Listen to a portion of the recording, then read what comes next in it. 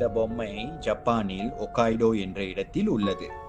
இந்த பொம்மை 40 சென்டிமீட்டர் உயரமும், கண்கள் கருப்பு நிறத்திலும், முடி கழுத்து வரை கட்டையாகவும் இருக்கும்.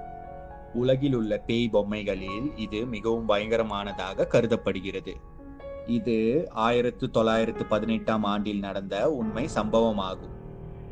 தனது விடுமுறையை கொண்டாட எகிச்சி சுசுகி ஒக்காய்டோ நகருக்கு செல்கிறார். அங்கு அவர் ஒரு அழகான பொம்மையை பார்க்கிறார்.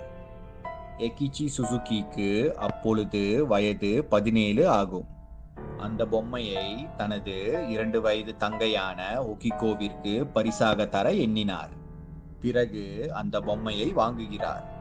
எகிச்சி சுசுகி வீட்டிற்கு வந்து தனது 2 வயது தங்கையிடம் அந்த பொம்மையை கொடுக்கிறார். சுசுகி கொடுத்த பொம்மை 2 வயதான ஒகிகோவிற்கு மிகவும் பிடித்திருந்தது. ஒரு நாள் யாரும்